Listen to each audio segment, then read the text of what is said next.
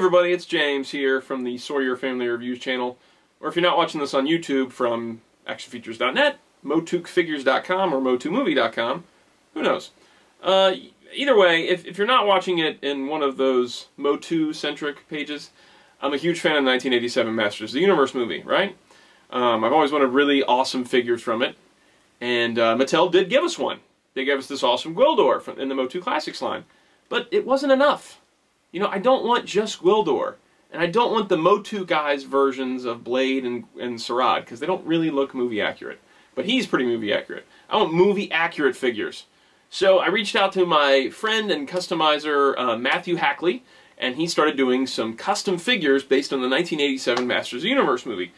If you're seeing this on MOTU Movie, you've probably seen them before. If you're watching this on YouTube, you can watch the other videos. First, he did this amazing standard Skeletor, Frank Langella Skeletor. Check out the video of that, the review of that. Next up, he did this awesome God Skeletor. Very cool, insanely detailed. Check out the review from that. I'll put links down in the description below for the other reviews.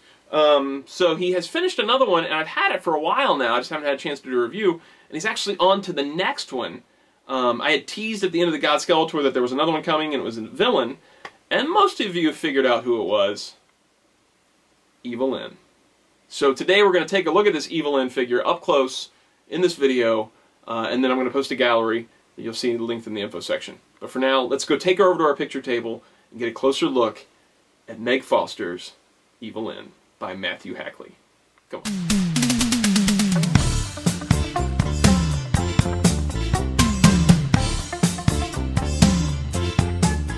Here she is, guys.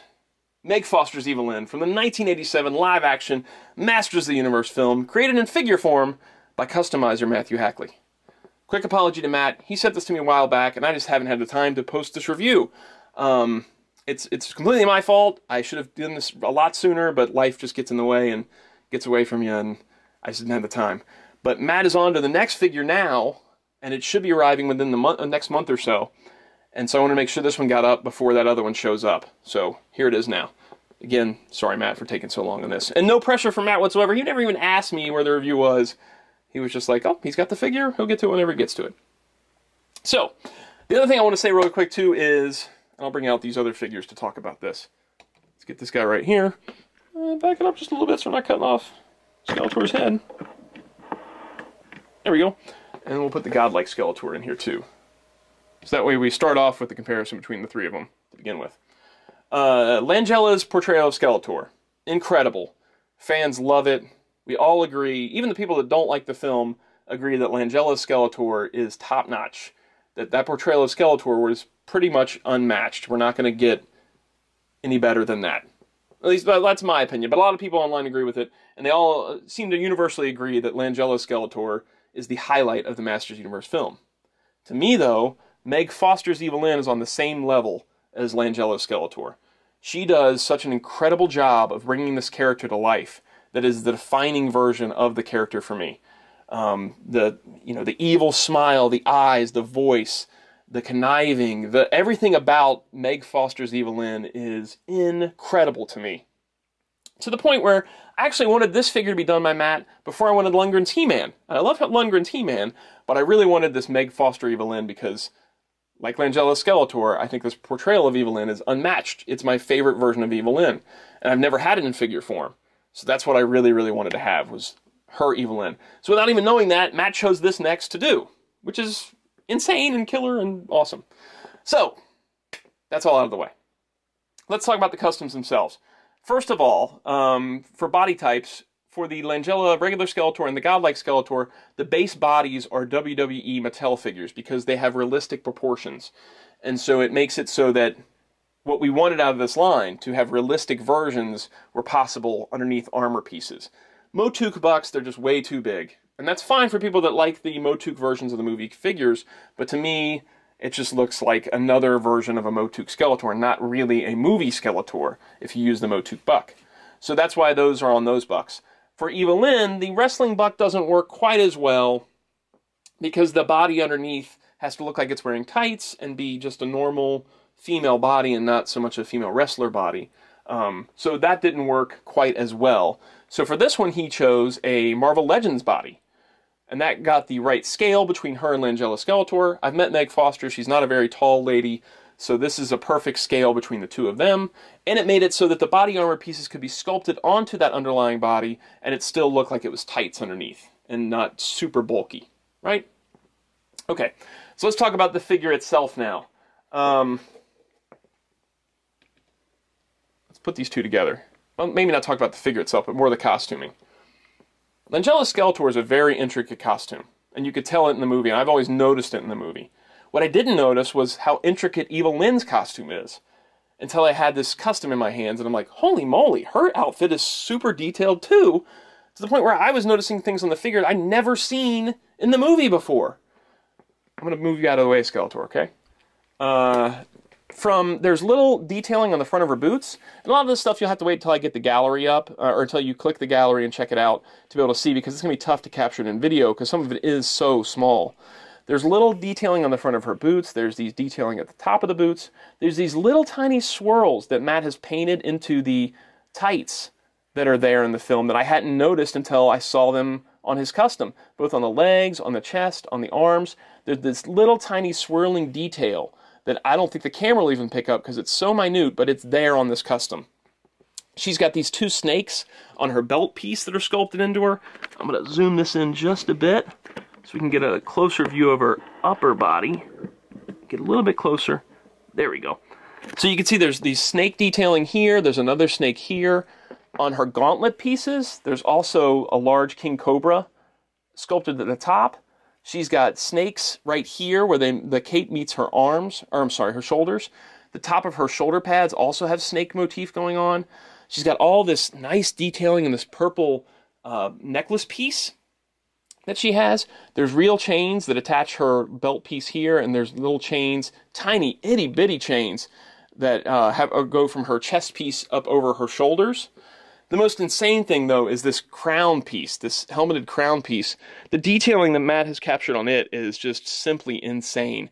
I would go out of my mind having to sculpt that. That is incredible. It's almost like the little tiny skulls on each of the Skeletor bandoliers, or however you want to say it. The amount of detailing in that crown must have driven him insane to try and capture. Speaking of capturing things, the likeness to Evil-Lyn is simply incredible.